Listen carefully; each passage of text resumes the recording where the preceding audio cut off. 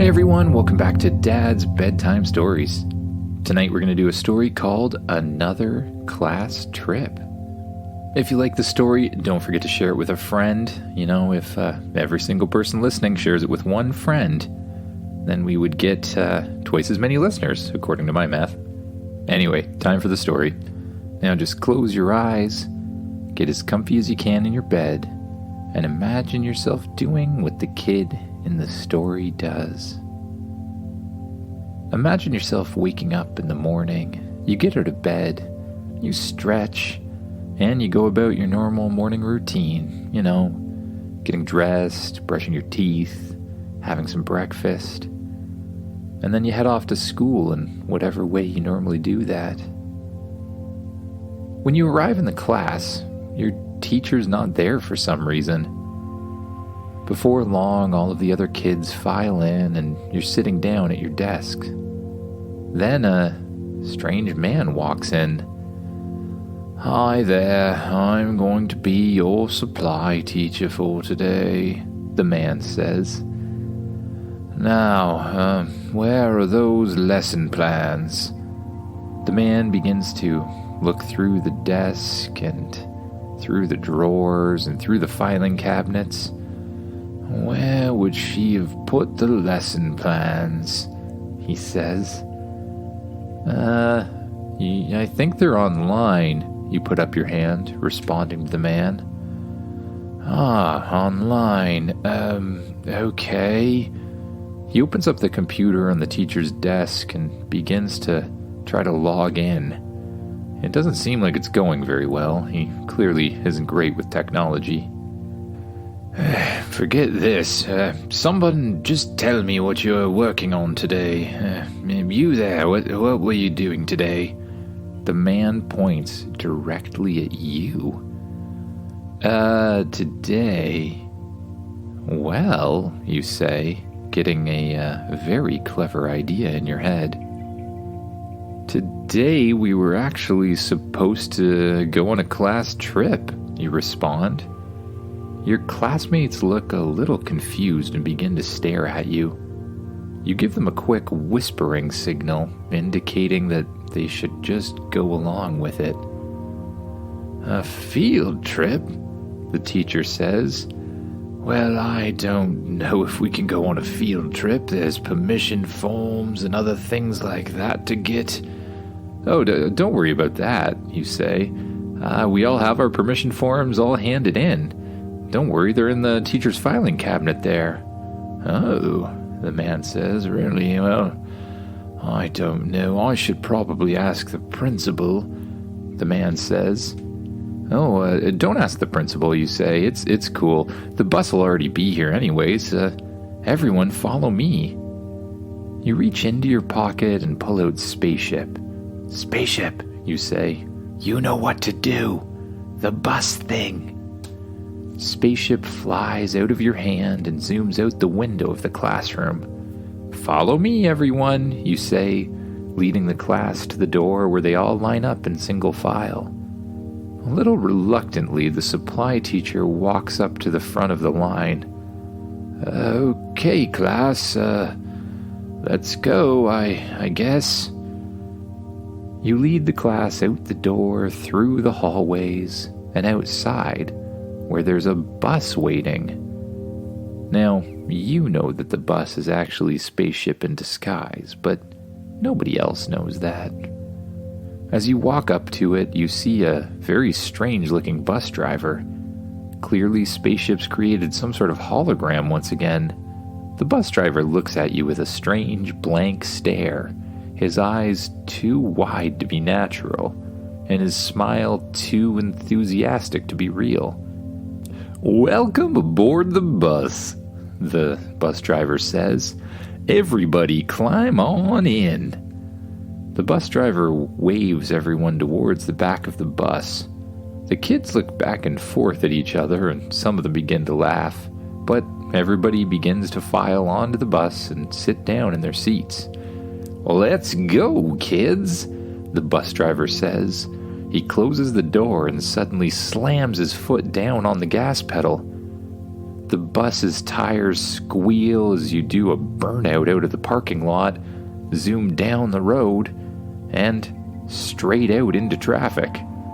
All of the kids begin to scream and hold on to the side of the bus as tightly as they can. Spaceship darts the bus in and out of traffic, zooming around cars, pulling over onto the shoulder to pass others, until you see a tunnel coming in front of you. "Everyone ready?" the bus driver says. The kids are now looking a little bit scared as the bus driver, well, Spaceship as you know him, is driving pretty erratically through traffic. You suddenly see a large green light, and everyone has to close their eyes and turn their head away from it because it's so incredibly bright. As the light disappears and everyone can open their eyes again, the scenery's completely changed. You're no longer inside a tunnel. Suddenly you're in a gigantic parking lot with a whole bunch of what look to be spaceships parked in the different spaces around you. Everyone seems a little confused, but they go along with it. "Welcome to Trampoline World," the bus driver says. You and all of the kids walk off the bus and into the parking lot. All around you, different people who are, for some reason, dressed up as aliens of all different kinds, are walking towards a central gate. You decide to follow them. You get to the gate, and the people standing at it just open it for you. You and your whole class walks through into a huge room, or maybe not even a room, just a gigantic open space that's filled with trampolines on every single surface.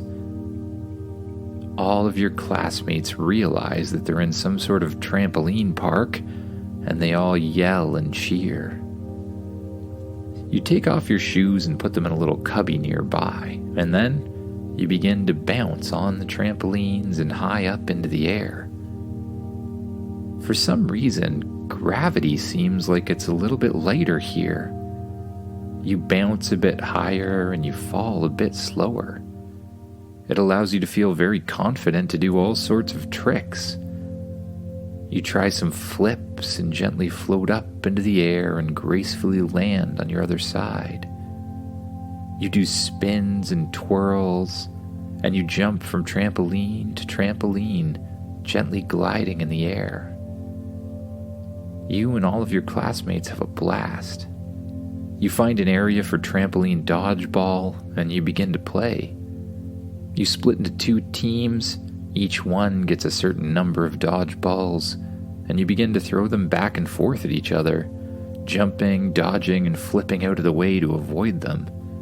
It's one of the most fun times you've ever had playing dodgeball. But after a while, you and the other kids are starting to get tired. "Well, I think it's time for the next stop," you say. "Oh, the next stop," the teacher says, "isn't it, eh? Okay, everyone back on the bus." All of the kids gather and jump back on the bus. The supply teacher climbs aboard and begins counting. 1, 2, yes, looks like they're all here. Let's go, bus driver, on to the next stop. "You got it," the bus driver says, slamming down on the gas once again. You and all of the kids slam against the back of your seats as the bus twirls around in the parking lot and begins skidding out of there, driving quickly and erratically once again. Once again, at the end of the parking lot, you drive through a dark tunnel, and there's suddenly a huge flashing light. You have to close your eyes once again. But when you open them, you find yourself in the center of a jungle. But a jungle you've seen before. It's the dinosaur planet. All of the kids begin looking out the windows as Spaceship drives the bus through the huge opening. You can see dinosaurs on every side. Where are we now?" the supply teacher asks. Oh, this is just a dinosaur world, like a virtual reality dinosaur world, you explain. It's, they just project these things on the walls of the tunnel, so it makes it look like you're really there, but it's basically just CGI and stuff like that. Don't worry about it, you answer. You continue to drive through the dinosaur planets, watching huge flying reptiles overhead. Brontosauruses, Triceratops, and you even witness a Tyrannosaurus battling a Stegosaurus in the distance. It's all pretty neat, really. Just then, the Tyrannosaurus that was battling the Stegosaurus looks at the giant yellow bus, sniffs in the air, and then begins to run towards you. Oh no, you say. Bus driver, I think it's time for our next stop, you say. Understood, the bus driver says. He suddenly hits the brakes and swings the bus around 180 degrees until it's facing the opposite direction. Once again, he hammers his foot down on the pedal as hard as he can, and the bus skids on the ground until it launches forward at amazing speed, especially considering that you're off-roading. The bus begins to bounce and jump off little hips and dips, and the kids in the bus begin to pop up and down off of their seats, holding on for dear life. Soon, you see a huge circle in front of the bus. It lights up a bright blue color, and the bus drives straight through it. Again, there's a blinding flash of light on all sides, until the bus suddenly ends up inside some sort of parking garage or something like that. But a very futuristic-looking parking garage. All right, the bus driver says. We're at our next destination, the moon base. What's the moon base? The supply teacher asks. Oh, the moon base is just a recreation, or a hypothetical creation of what a moon base might look like if in the future one day somebody can actually build one of those, you explain, not telling them that it's actually a real moon base that you and Spaceship created a long time ago. You lead all of the students off the bus through the huge open parking area and through a large set of metal doors. You lead them down halls and then into a huge cafeteria where you stop for lunch for a little bit. Each table has a little replicator and the kids can order whatever they want, and it just appears in front of them as if magic. Once everyone's full, you lead them down the hall once again and into the hangar bay. Inside the hangar bay are a whole bunch of little individual spaceship fighters or something like that. This is the spaceship simulator, you tell them all. In here you can each drive your own spaceship, in virtual reality of course, and it'll look like you're really flying them. Cool, everyone says. Each one runs to one of the individual spaceships, including the supply teacher, who's looking very suspicious and a little bit scared of all this. He slowly climbs up the ladder into a spaceship of his own, and you do the same. Spaceship, you say. Have you been able to program these ships with a bunch of safeties so nobody can actually hurt themselves? You ask. Yes, I have programmed them all with an autopilot that will take over if they do anything dangerous. Cool, you say. Open the hatch. The huge hatch opens out into space, revealing a view of the Earth down below. All of your friends gasp in amazement. Then you power up the ships and they all begin to float in the air. You lead them out of the shipyard and out into space. You and your friends spend some time flying the spaceships around. doing loops and spins, and even trying out a little obstacle course that Spaceship set up for everybody. You fly around the moon, and you even speed down towards the Earth and fly around it. Everyone's amazed at how realistic it looks, and only a few of them who have been on trips with you before know that it's real. You organize a little simulated space battle that you and your friends play for a little while, kind of like tag but with fake little laser guns. One person's it, and they have to chase down the other ships and zap them with the fake laser gun, and then that person's it. You play for quite a while, and it's a lot of fun. But then your watch begins to beep. Oh no, it's almost the end of school. Everybody, we have to head back in right away and end the simulation, you say.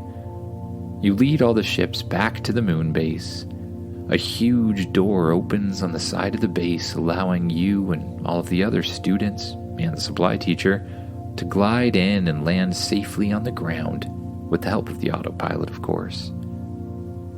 You climb out of the spaceships and you head back down the long metal hallways inside the moon base until you get to the huge open garage area where the bus is parked. Once again, you and your friends all climb in the bus, and the bus driver slams down on the gas pedal, spinning the bus around until it's facing the other direction and shooting straight for a large circular opening in the wall that's shining a blue color for some reason.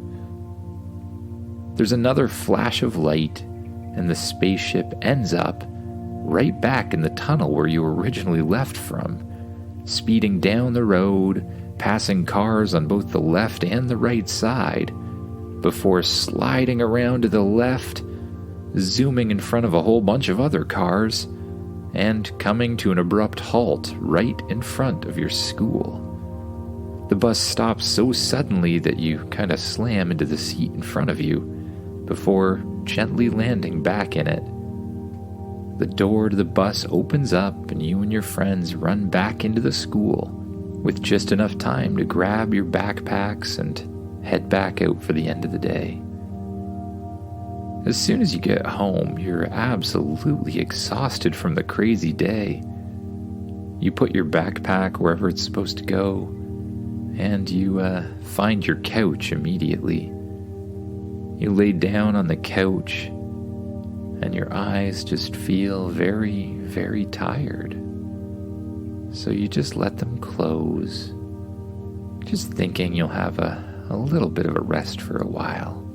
No need to keep them open right now. You focus once again on your breath, noticing it going in and out. And with each out-breath, your body relaxes more and more, and you allow yourself to drift off to sleep. Good night, everyone.